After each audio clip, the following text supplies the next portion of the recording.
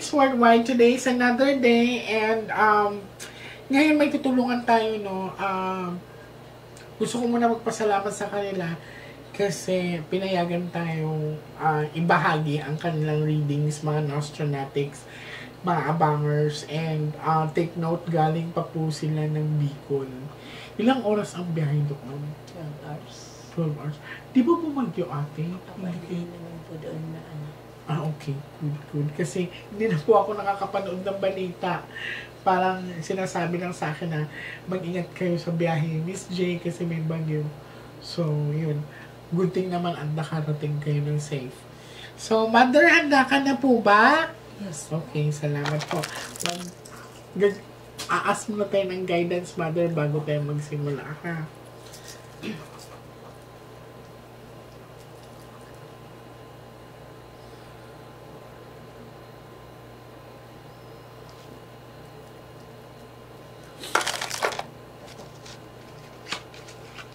Now, I want you to focus, Mother.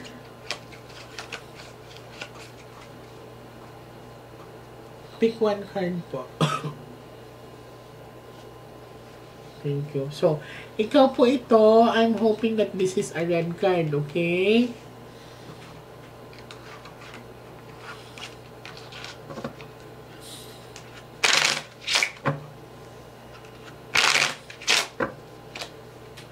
Cut the cards into 3, Mother. Hatiin mo sa 3. Sakit naman ano ko. Ganun. Sige lang, Mother. Kayo po ay mga anak ni Mother? Ako po ang anak. Kapatid. Kabat magkapatid kayo ni Mother. So, kuha po kayo, Mother, ng 7 baraha. Lagay niyo po dito. Huwag niyo po bubuksan, ha? Pili ka.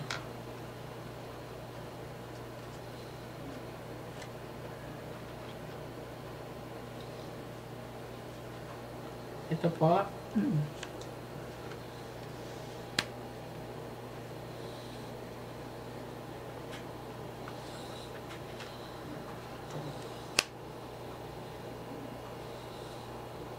Ito po. So, tutulungan ko lang si Mother Bumo. Ilan ba na? Ano pa, Mother? Kulang pa po kayo ng 3. 2 na lang po. 1 na lang po. Saka yung last na yan. So, Mother, ikaw po ito. Sana pula, ha?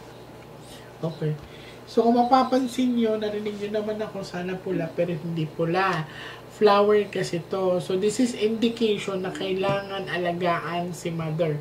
Bakit? Isipin nyo ang bulaklak. Isipin nyo ang halaman. Sila ang usually na check natin everyday. Sila yung dinidiligan natin. Sila yung check natin everyday if they are okay. So, ganun din si Mother.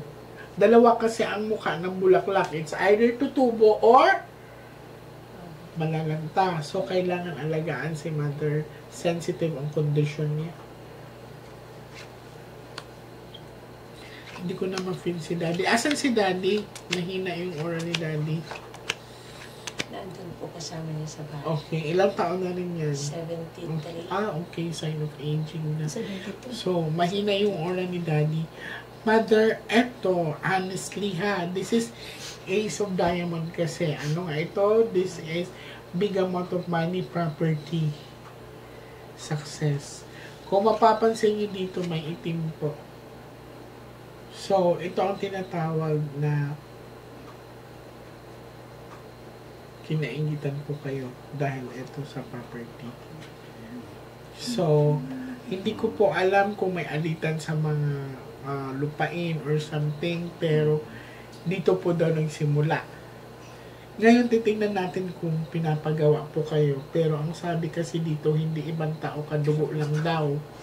Okay? So, parang nakapagbitaw yata ng hindi magandang salita. No, titingnan natin. Para ang nangyayari kasi, kunwari ako, may lupain ako, parang aangkinin. Tapos, hindi nyo magawang ma-transfer kasi kakalabanin kayo. Kumbaga, ahadlangan kayo. Okay? Baka magkaso-kaso pa yan. Alright? Basta ang pinakita dito, This is big amount of money or property power. So, ito po ay nagdudulot ng ingay, away, or maaaring sigalot sa pamilya. Okay.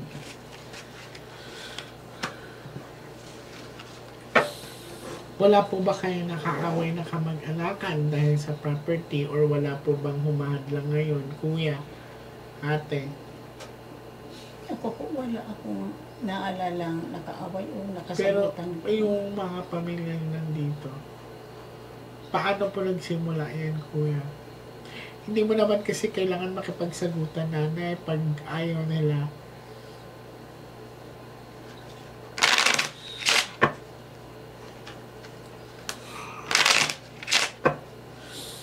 Cut the cards into 3. Tatlo. Ano ba to? Bakit Sige, sumaganyan ang mama. kamay ko? Huwag ka Kasma. Ganyan Okay. din. Relax na. Kuha po kayo ng siyam na cards.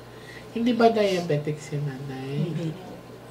Okay, yung creatinine Kay- po niya. Okay, kailan niyo siya pina-check yung sugar niya? Last, ano lang po. Okay po yung creatinine, last week. Okay. Okay. Hindi siya nag-i-smoke ng malakas.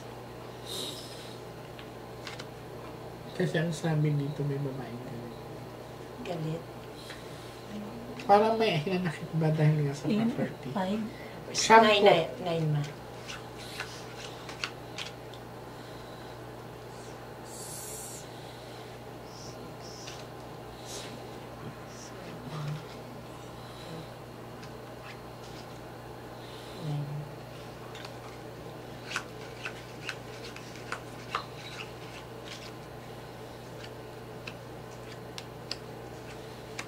Flower up. Okay.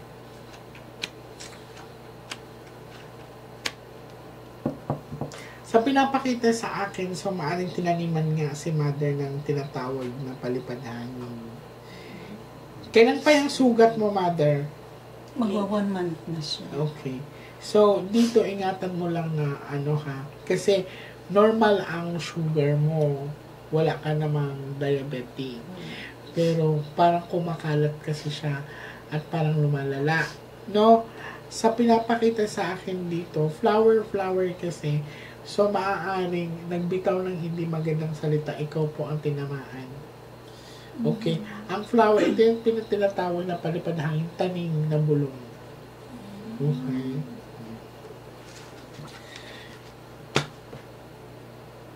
Uuwi pa ba kayo ng Bicol? Kailan kayo uuwi? Pagkatapos po ng mga gamutan niya. Kasi pababalikin ko sana si mother ng Friday for the cleansing. Susubukan ko po ng cleansing, ha?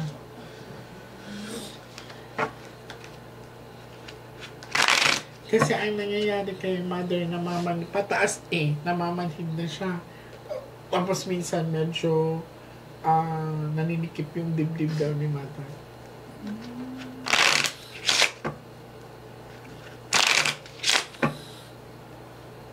Cut the cards into 3. Tuloy na.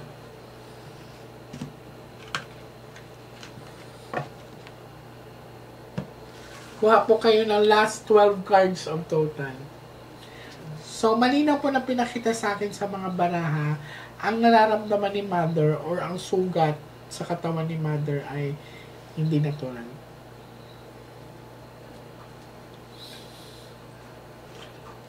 Kasi kung diabetic siya, kung ang sugat din niya, iba amoy niya na mabaho. Pero sa kanya wala. Wala nga po. Wala. Wala. Diba? Wala. So, iba kasi ang amoy pag diabetic ka. Para magbalanse lang siya.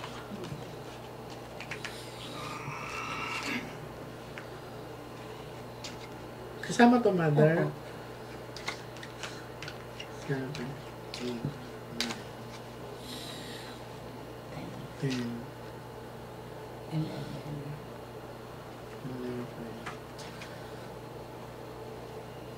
12.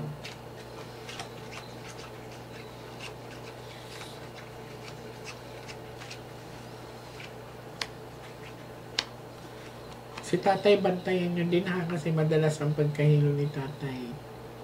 Mas weak yung energy ni tatay compared sa kanya. Puro itim na. Okay.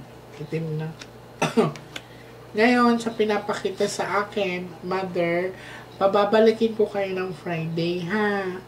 No, kasi kikleansing kita. Huwag po kayo matakot.